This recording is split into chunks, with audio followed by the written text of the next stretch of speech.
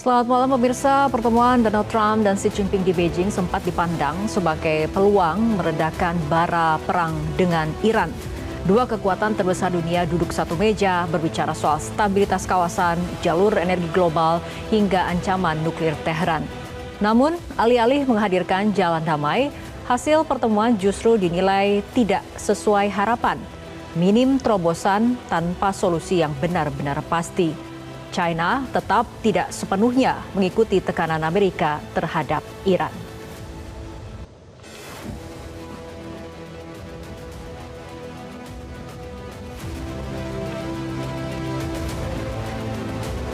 Kini Donald Trump kembali memainkan politik ultimatum. Teheran diminta segera tunduk atau bersiap menghadapi ancaman pemusnahan. Ketegangan terus menjalar dari panasnya Selat Hormuz, dentuman drone di kawasan Teluk, hingga harga minyak dunia yang kembali melonjak. Pemirsa, dunia kini seperti digiring memasuki lorong krisis yang tidak kunjung usai. Meja diplomasi terus dibuka, tapi bahasa ancaman tidak pernah benar-benar ditutup. Retorika damai terus digaungkan, namun bara konflik justru makin berkepanjangan. Lalu sampai kapan dunia hanya akan dipenuhi gertakan demi gertakan, sementara perdamaian terus kehilangan pegangan. Bersama saya Fitri Megantara, top issue dengan tema siasat Trump di Beijing minim terobosan kini ancam musnahkan Iran.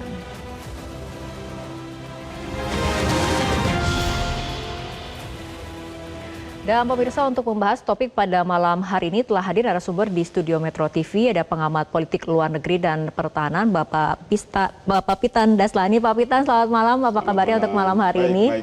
Baik, dan kita juga akan berdiskusi dengan Profesor Khalid Al-Walid, peneliti Iran sekaligus Guru Besar Filsafat Islam Fakultas Ushuluddin UIN Syarif Hidayatullah. Selamat malam, Prof. Selamat malam. Terima kasih telah hadir di studio Metro TV. Kita akan langsung saja berdiskusi. Saya akan mulai dari Pak Pitan terlebih dahulu.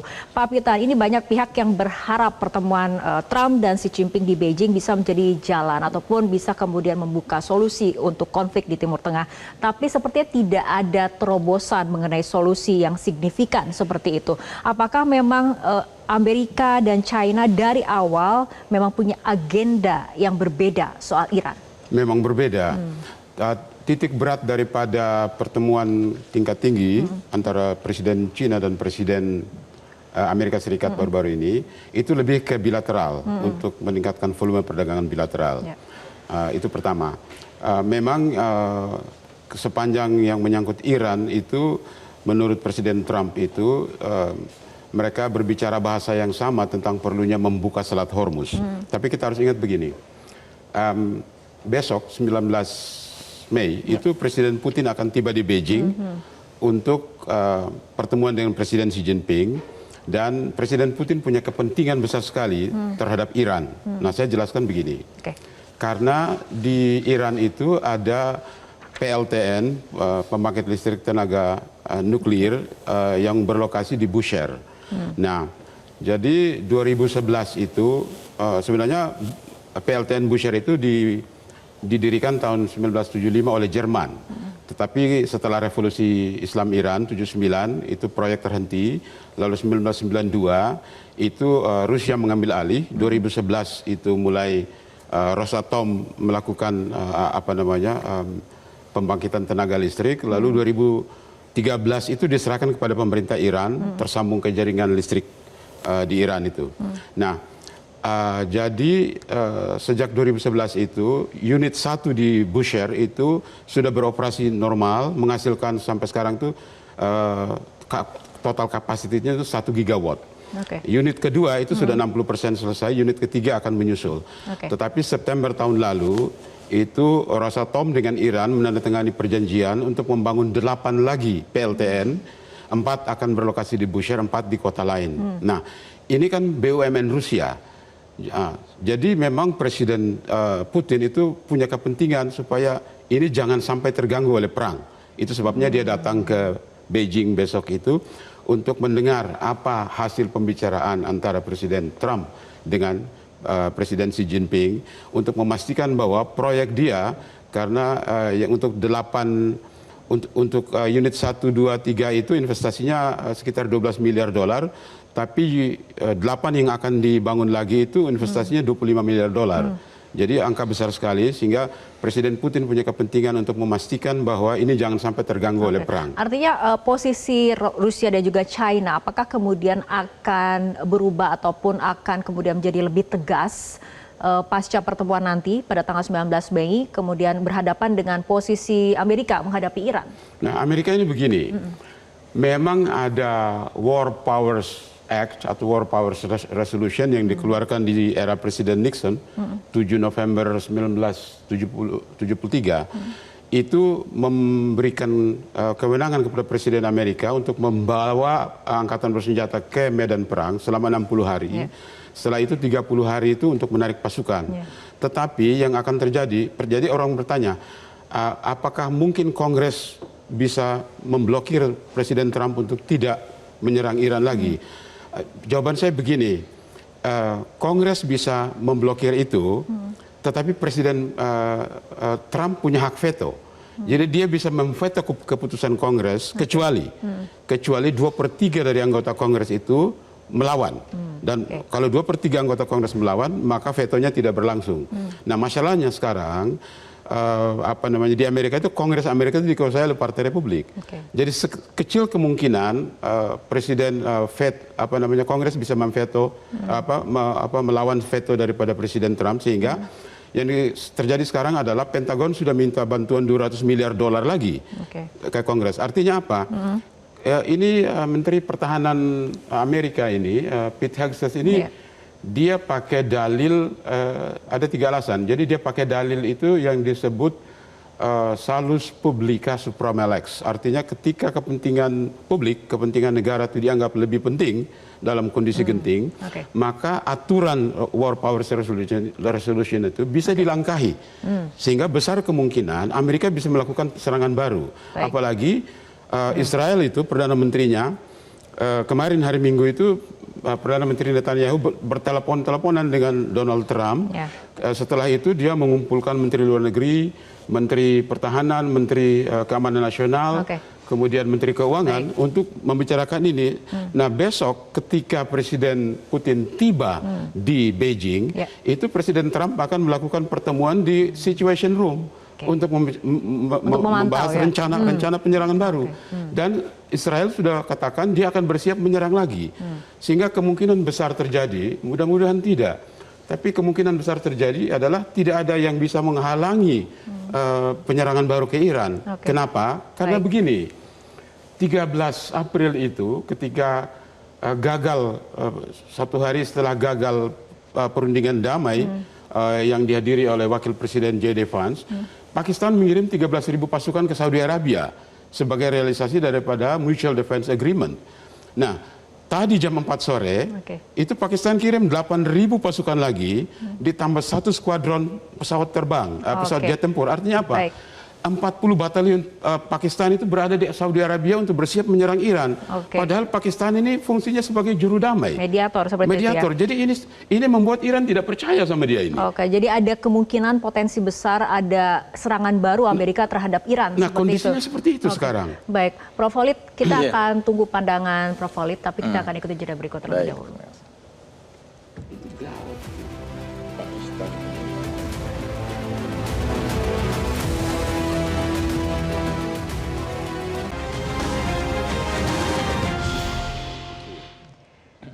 Baik, pemirsa, dialog kembali kami lanjutkan. Prof. Khalid berangkat dari pernyataan tadi yang disampaikan oleh Pak Pitan bahwa nanti akan ada pertemuan dari Putin ke Beijing tanggal 19 Mei pada saat yang sama. Kemudian akan ada pertemuan juga di Situation Room di Washington DC Presiden Trump. Artinya ada besar kemungkinan ada serangan baru ke Iran. Nah, ini bagaimana sebetulnya skenario perang total yang dimiliki oleh Iran menurut Anda? Iya, begini. Iran ini sudah memperkirakan atas segala kemungkinan yang akan terjadi pada Iran ini. Karena eskalasi yang sudah dibaca oleh Iran ini kan eskalasi yang memang terus meningkat. Yang kedua bahwa beberapa negara Teluk itu seperti Uni Emirat Arab terbukti dalam perang ini ikut memerangi Iran. Dan juga ada hubungan kerjasama antara UAE dengan Israel ya dalam konteks ketegangan ini baru-baru ini. Nah, karena itu bahwa kalau kita melihat dari posisi Iran sendiri, karena memang mereka dalam hal ini sebagai negara yang bertahan defense ya, mereka sudah mempersiapkan itu semua. Jadi ada beragam strategi yang sekarang dilakukan adalah satu, selain pasdarannya IRGC yang siap dalam strategi yang akan dikembangkan dalam kesekiranya invasi darat ini terjadi ya. Kemudian juga mereka sudah mempersiapkan rudal anti pesawat ya, karena kemungkinan besar bahwa peperangan invasi darat ini akan dimulai oleh pengeboman ya, oleh pesawat-pesawat yang akan kemudian mengebom wilayah-wilayah penting di Iran. Tadi dikatakan Pakistan juga sudah mengirim pasukan ke UAE ya Pak. Iya, bahkan Amerika pun sudah mengirim kemudian pasukan daratnya. Nah, yang kedua bahwa Iran ini punya artis ya. Jadi punya tentara konvensionalnya, baik itu angkatan udaranya, angkatan daratnya maupun yang angkatan lautnya ya. Kemudian yang ketiga bahwa Iran juga punya tentara rakyat ya, artinya rakyat-rakyat yang memang sudah terlatih dalam perang ya. Jadi ada wamil di sana itu. Yang keempat bahwa mereka sekarang itu membuka satu ini yang disebut dengan satu program yang kemudian disebut sebagai John Fadoye Iran. Jadi jiwa persembahkan untuk Iran. Sudah ada 47 juta orang yang mendaftarkan sukarelawan untuk ikut berperang ini. Dan kemudian yang kelima ini adalah pasukan-pasukan yang memang terafiliasi dengan Iran selama ini, yang berasal dari Irak ya, dari beberapa wilayah itu sudah juga masuk untuk siap dalam ikut perang perang sekiranya perang darat ini terjadi. Dan bahkan yang menarik ya Mbak Tri, bahwa baru-baru ini kan baru kira-kira kemarin ya, reporter televisinya itu perempuan kemudian membawa senjata dan sambil berkata begini bahwa dalam bahasa Persia dia mengatakan agar mar kushte shudan mo difok mikunim as hokemon, gitu kan. Jadi sekiranya lelaki di antara kita sudah mati semua, kita akan tetap mempertahankan tanah ini. Oke, baik. Jadi ini seakan-akan satu pesan ya, bahwa masyarakat ini sudah siap untuk sekiranya terjadi perang yang paling berat. Karena dalam pandangan saya bahwa beberapa faktor akan menunjukkan hal ini ya. Pertama bahwa pernyataan terakhir dari Hegseth itu bahwa kami akan berperang untuk membela kemudian Israel sebagai memilih bahwa itu bagian dari kerjasama kami ya. Sehingga bahwa perang ini pasti akan terakhir. Yang kedua bahwa Trump tentu memerlukan kemenangan dalam perang ini, karena kalau tidak terjadi kemenangan itu atau bukti kemenangan itu, habis dia. Baik nanti dalam pemilu gitu kan, kemudian hegemoni Amerika, karena salah satu perjanjian itu dalam perjanjian tawar Iran adalah bahwa seluruh pangkalan Amerika di Teluk itu harus keluar dari Teluk gitu. Dan ini kan sama artinya bahwa Amerika akan ke depan kehilangan hegemoninya di wilayah Teluk ini. Oke, Prof. Nah, mengenai pernyataan Amerika Serikat sendiri pasca pertemuan Beijing ini kan memang tidak menghasilkan tekanan nyata terhadap China untuk Iran. Tapi kemudian lagi-lagi Trump mengeluarkan ancaman keras yang menyatakan Iran harus cepat bergerak atau tidak ada yang tersisa. Dari sisi Iran sendiri, bagaimana Anda ataupun Iran menilai pernyataan ini? Apakah sebagai sinyal frustasi dari Amerika atau sinyal invasi? Begini, Iran itu baik dari Abbas Araghchi yang berulang kali menyatakan bahwa bagi kami ancaman Trump itu tidak ada artinya. Karena Trump ini sendiri kan berulang kali mengeluarkan ancaman-ancaman yang terus-menerus dilakukan. Bahkan misalnya itu baik dari Abbas Araghchi pernah menyampaikan juga, maupun dari ketua parlemen Iran ya, Kalibov itu, Anda itu banyak bicara, kirimkan tentara Anda ke sini atau kami kirimkan pesawat untuk menjemput tentara Anda ke sini, gitu kan. Artinya bahwa ancaman apapun yang datang dari Trump bagi mereka ini sudah bukan sesuatu yang berarti ya.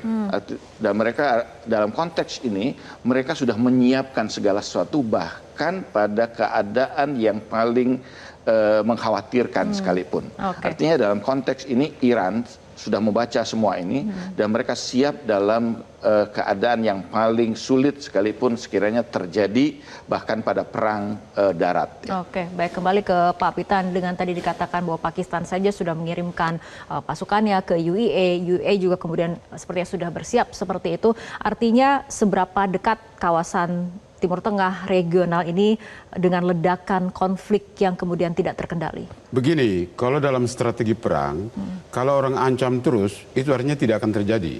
Karena kalau perang yang efektif itu tanpa mengancam, diam-diam orang serbu sebelum musuh itu bersiap-siap. Tapi kalau dia mengancam, sedang mengirimkan sinyal kalau dia ancaman, mengancam terus itu kan lawannya jadi bersiap diri kan, seperti gitu. Jadi itu strategi perang yang salah itu kalau mengancam terus. Yang kedua, kalau ancaman itu tidak pernah terjadi, orang jadi tidak percaya, kan begitu.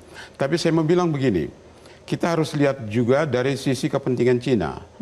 Karena yang keluar dari pertemuan tingkat tinggi di Beijing itu adalah menurut Trump itu dia dan Presiden Xi Jinping sepakat untuk Selat Hormuz dibuka. Nah, tetapi belum ada pernyataan yang mengkonfirmasi itu dari pihak Cina. Gitu. Nah, Cina itu 27 Maret 2021 itu menandatangani perjanjian kemitraan strategis dengan Iran. Isinya itu adalah Cina komit untuk berinvestasi 400 miliar dolar di Iran untuk telekomunikasi, infrastruktur dan segala macam. Nah, tetapi itu baru bisa terjadi kalau daerah negaranya aman kan. Sekarang sejauh ini baru realisasinya sekitar 1%. Nah, jadi kepentingan Iran adalah menarik investasi Cina sebesar itu. Kepentingan Cina adalah bisa mendapat minyak dengan harga diskon dengan barter tadi itu yang Pak Khalid jelaskan itu. Jadi Iran punya kepentingan menarik investasi Cina sebesar itu. Cina punya kepentingan dapat minyak yang yang diskon. Nah, artinya kesepakatannya adalah harus aman dulu di situ. Masalahnya begini, masalahnya adalah setelah Trump mengajukan 14 butir MOU itu, Iran juga mengajukan kemarin itu 14 butir MOU dengan 5 prasyarat. Jadi kalau mau perundingan damai lagi, nah sekarang Pakistan lagi pusing kepala ini. Kalau mau perundingan damai lagi harus ada 5 syarat yang ditempuh. Pertama adalah perang harus dihentikan di semua lini, termasuk di Lebanon dan di Gaza. Yang kedua, semua sanksi harus dicabut. Yang ketiga harus bayar merilis aset Iran. Aset Iran yang 120 miliar lebih yang diblokir. Yang keempat adalah harus bayar ganti rugi oleh negara-negara Arab itu 270 miliar dolar. Dan yang kelima, Selat Hormuz itu harus diakui kepemilikannya, harus diakui bahwa Iran berhak atas Selat Hormuz. Itu masalah besar sekali. Nanti saya jelaskan kenapa. Baik. Sebelum kita membahas lebih dalam mengenai topiknya, kita akan ikuti jeda berikut terlebih dahulu.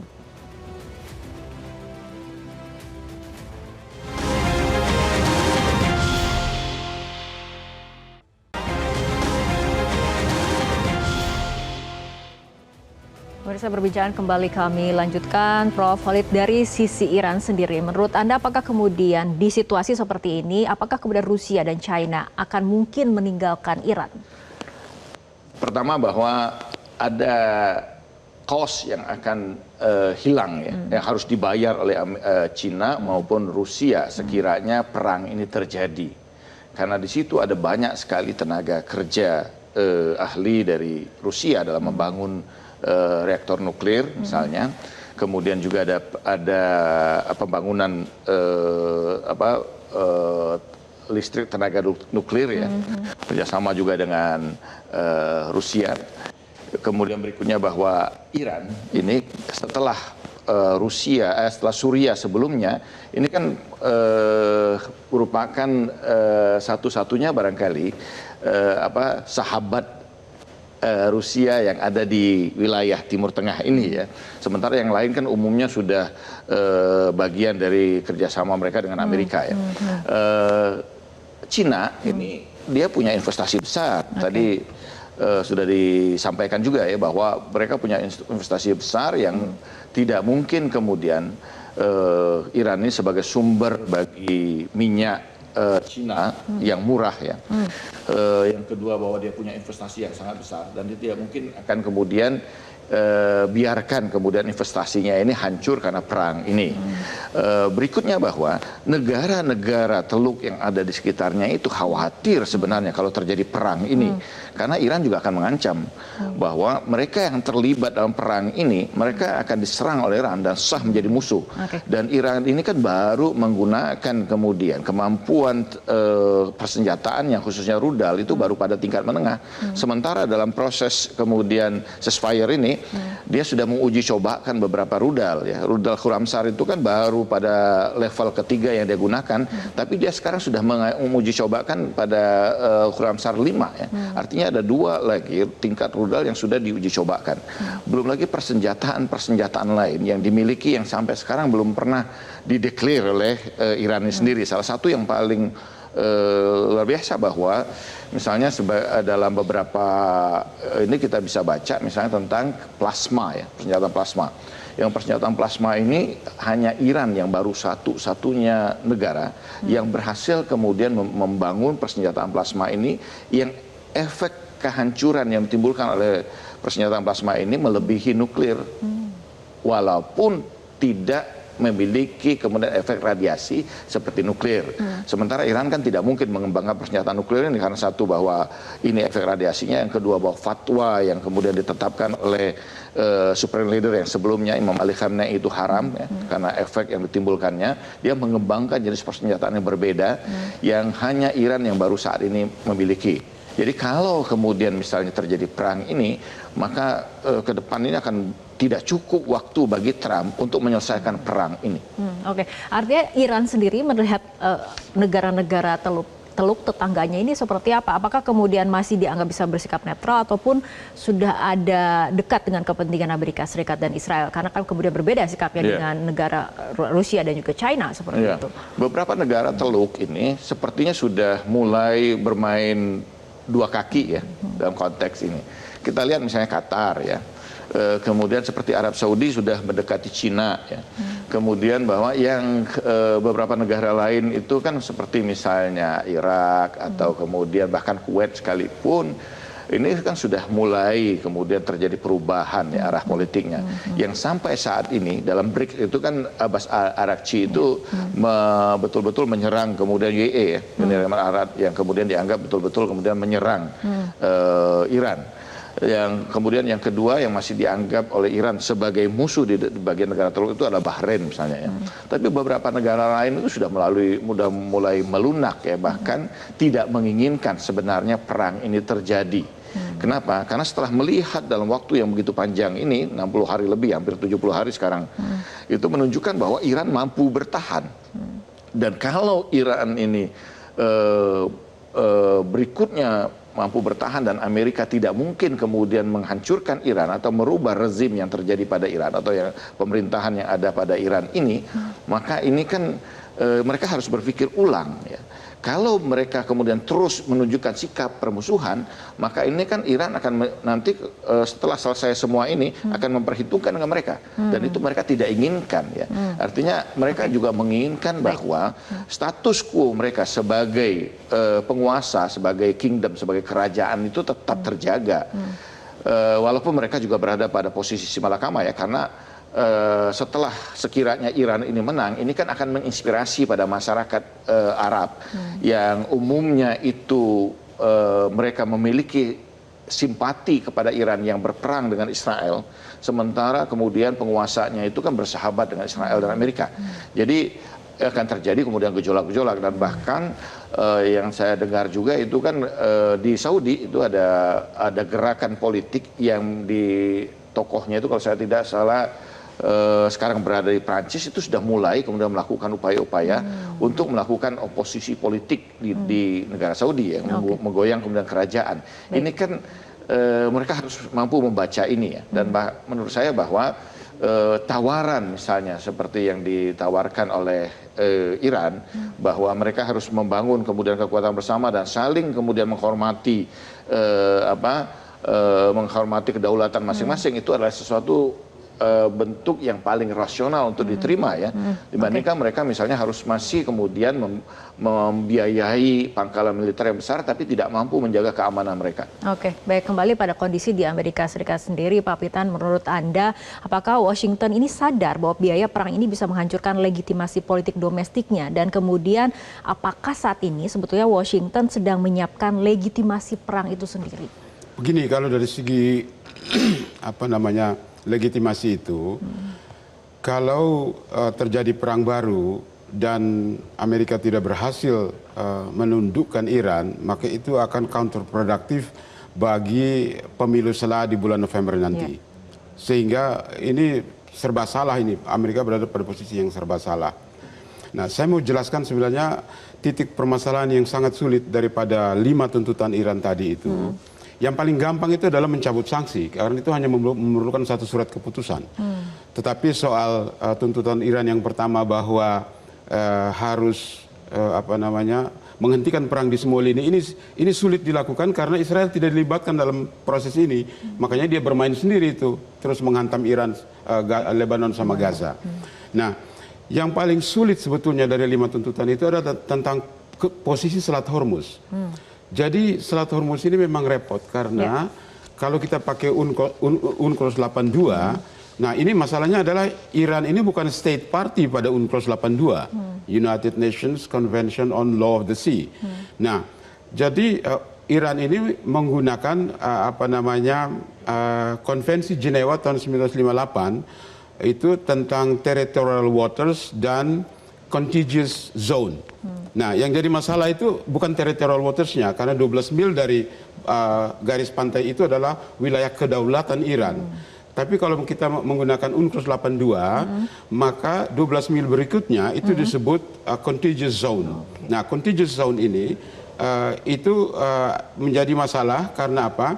Karena kalau dihitung 24 mil, jadi 12 mil wilayah teritorial tambah 12 mil contiguous zone, lalu Oman juga menghitung begitu, maka tumpang tindih. Nah, maka itu sebabnya maka UNCLOS 82 itu memberikan solusi. Jadi solusi UNCLOS 82 itu disebut dengan transit passage. Transit passage itu mengatur bahwa perairan internasional itu, karena ini terlalu sempit, perairan internasional itu yang dimaksud adalah wilayah 12 mil contiguous zone dari pihak Iran dan 12 mil contiguous zone dari pihak Oman. Nah, itu adalah wilayah yang bisa dimandatkan oleh UNCLOS 82 di dalam pasal 38 daripada pasal 38 daripada UNCLOS 82. Nah, masalahnya adalah memang ini belum ada kesepakatan di PBB juga, sehingga Iran menggunakan Konvensi Jenewa tahun 1998, sementara PBB menggunakan UNCLOS 82. Itu sebabnya maka contiguous zone yang 12 mil itu setelah wilayah kedaulatan 12 mil dari pantai itu tidak diakui oleh PBB. Jadi kalau solusi yang saya mau berikan begini, contiguous zone itu harus diklaim oleh Iran. Apakah Iran sudah klaim? Sudah. Iran sudah klaim bahwa itu wilayah dia. Masalahnya ada prosedur yang harus diikutin. Jadi secara hukum internasional itu, Iran setelah mengklaim itu harus menurunkannya ke dalam undang-undang, lalu mendaftarkan ratifikasi daripada UNCLOS 82, karena Iran tanda tangan UNCLOS 82 tahun 85, tapi dia tidak meratifikasinya. Nah, sehingga harus didaftarkan di PBB supaya mendapat pengakuan. Jadi ketika Iran menuntut supaya Amerika harus mengakui bahwa seluruh wilayah Selat Hormuz ini adalah wilayah hak dia, itu tidak sesuai dengan UNCLOS 82. Nah, PBB belum mampu memberikan solusi sampai sekarang. Makanya terjadi bentrok di situ. Berarti ini arahnya akan seperti apa ketika ruang diplomasi berkali-kali kemudian gagal, Amerika juga terus mengeluarkan sinyal-sinyal ancaman seperti itu, langkah berikutnya akan seperti apa? Kalau saya melihat, tahan dulu Pak Pitan, Prof. Khalid, karena kita ikuti jeda berikut lebih dulu.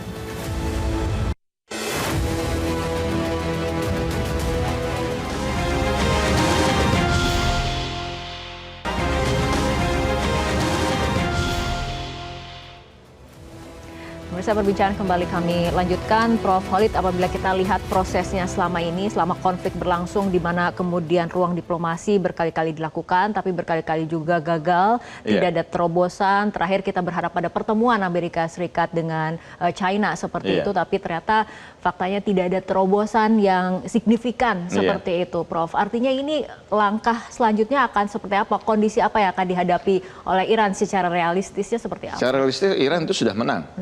Seluruh keinginan dan upaya Amerika semuanya gagal. Dia tidak berhasil kemudian menggantikan pemerintahannya. Walaupun sinyal ancaman terus dilancarkan seperti itu ya, Prof? Ya, ancaman itu kan menunjukkan bahwa ketidakmampuannya. Sekiranya dia mampu, dia sudah selesaikan sebelumnya. Gitu. Dia tidak mampu kemudian mengganti pemerintahannya. Dia tidak juga bisa menguasai Pulau Hark, misalnya kan. Dia tidak juga bisa kemudian sampai detik terakhir ini membuka Selat Hormuz, ya. Kemudian juga beberapa kapal-kapal tanker Iran yang kemudian kerjasama dengan Cina itu lewat begitu saja. Dan bahkan kita lihat Amerika itu kapalnya dipermalukan dengan dikejar-kejar oleh kapal Iran, ya. Ini menunjukkan bahwa bahkan terakhir misalnya Iran ini kan semakin solid, ya. Setelah kemudian terbunuhnya pemimpin utamanya, ya, Imam Ali Khamenei ini, justru masyarakatnya kemudian menjadi solid. Artinya bahwa jauh panggang dari api untuk membuat Iran ini dengan skenario kemudian terjadi konflik di dalamnya. Bahkan, dan ini satu hal yang mungkin jadi catatan utama, orang-orang Iran yang berada di luar negeri sekarang itu kembali masuk ke Iran untuk membela negerinya. Ini satu gambaran betapa kemudian Iran saat ini berada dalam keadaan kesiapan penuh, ya, terhadap apapun ancaman yang terhadap mereka. Sehingga tapi apakah Iran akan memilih opsi untuk kemudian melakukan serangan terlebih dahulu? Iran tidak mungkin. Iran ini mereka siap dengan diplomatik, ya, penyelesaian diplomatik. Cuman seperti yang Abbas Araghchi sampaikan itu, setiap kali perundingan itu sudah berada di meja diplomatik, maka Amerika melakukan kebrutalannya. Gitu. Nah, ini kan agak sulit, ya, membayangkan bahwa Iran masih percaya untuk bisa duduk dalam satu meja lagi dengan Amerika melakukan perundingan. Yang terjadi adalah Iran akan tetap bertahan dengan segala apa yang mereka miliki, dan kemungkinan besar mungkin Amerika akan meninggalkan perang ini begitu saja tanpa ada hasil yang kemudian diharapkan. Jadi ada kemungkinan besar kemudian apa yang akan terjadi ke depan itu adalah perang dingin, ya. Karena tidak ada jalan keluar yang lain yang bisa dilakukan. Amerika tidak mungkin kemudian melakukan invasinya, ya, dengan biaya yang sekarang itu sudah menggelembung demikian banyak, waktu yang sangat pendek. Sementara daya tahan Iran semikian kuatnya saat ini, negara-negara yang ada pun tidak berani kemudian menyerang langsung Iran. Karena kalau Iran kemudian menetapkan mereka sebagai musuh dan sah untuk diserang, Iran ini punya persenjataan yang tidak sanggup mereka pertahankan negaranya, ya. Jadi sekarang kalau kita lihat misalnya Dubai saja, itu kan gambar terakhir menunjukkan kehancuran yang luar biasa pada Dubai ini. Israel yang kemudian demikian dianggap perkasa, ya, dengan persenjataan kemudian Amerika itu kan hancur. Baik itu Tel Aviv maupun Haifa maupun kemudian Dimona, ya. Jadi ini menjadi membuat kemudian negara-negara yang ada itu berpikir ulang untuk meneruskan perang ini. Oke, Pak Pitan, apakah mungkin AS meninggalkan Amerika Serikat ini meninggalkan konflik begitu saja hingga kemudian tadi tidak ada exit strategi yang memang menguntungkan bagi Amerika Serikat sendiri seperti itu? Memang Amerika belum menemukan off-ramp atau exit strategi yang tepat, ya.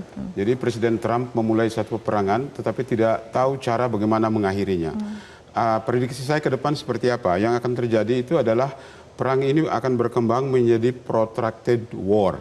Protracted war itu artinya perang yang tidak dideklar, tetapi dari waktu ke waktu orang akan tetap saja saling menyerang. Itu akan jalan terus. Nah, apa maknanya itu bagi Indonesia? Begini kita harus tarik pelajaran. Dulu itu kan hubungan antara Iran dan negara-negara Arab itu kan baik. Tapi kemudian mulai berubah itu sejak 8 Juni 1974 ketika ditandatangani perjanjian petrodolar. Terus kemari itu Amerika memberikan payung militer kepada negara-negara Arab. Lalu yang terjadi adalah diposisikan bahwa negara-negara Arab dengan Iran itu harus bermusuhan. Sehingga sampai sekarang menjadi permusuhan seperti ini. Yang kedua begini, Saya lihat Iran ini negara yang disanksi 47 tahun, 30.000 mata dagangannya di embargo, lebih dari 100 miliar dolar asetnya diblokir, lebih dari 700 BUMN dan perusahaan swasta dan pengusahanya terblokir. Tetapi dia masih bertahan. Artinya apa? Artinya ini negara yang disanksi habis-habisan tapi masih kuat menghadapi tekanan asing. Saya mungkin sedikit lagi Ya, menambahkan silakan, bahwa Mas. Indonesia Sedikit dalam saja. konteks ini harusnya berperan aktif ya. Oke, Artinya baik. bagaimana memikirkan kemudian membangun hubungan dengan Iran ini dan kemudian paling tidak bahwa kalau kita tidak bisa menyelesaikan masalah ya, bahwa mencoba untuk kemudian membangun kembali hubungan antara Iran dan beberapa negara Teluk ya. Oke, baik. Kita harapkan tentunya memang ada solusi yang terbaik dari konflik Iya, ini agar segera diselesaikan dengan jalan damai seperti itu. Baik, terima kasih Pak Pitan dan Terima juga Prof. kasih, Farid telah berbincang Mbak sama kami malam Putri. hari ini. Pemirsa, siasat di Beijing yang berakhir gagal kini melahirkan ancaman pemusnahan dan memaksa dunia terus berdiri di tepi jurang kehancuran. Sejarah akan mencatat bagaimana peradaban hari ini perlahan lumpuh dikunyah gertakan ketika ego kuasa lebih nyaring daripada suara perdamaian. Dunia bukan hanya hilang ketenangan, tapi juga harapan. Saya Fitri Megantara, terima kasih, sampai jumpa.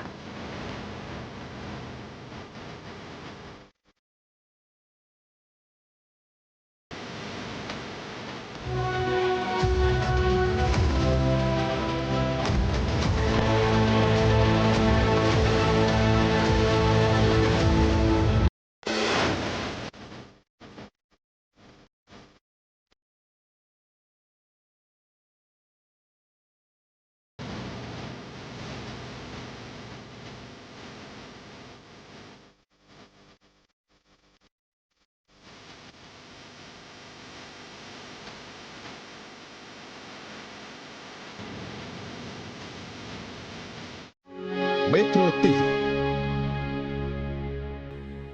Jelajahi cara baru mendapatkan informasi. Download Metro TV Extend sekarang.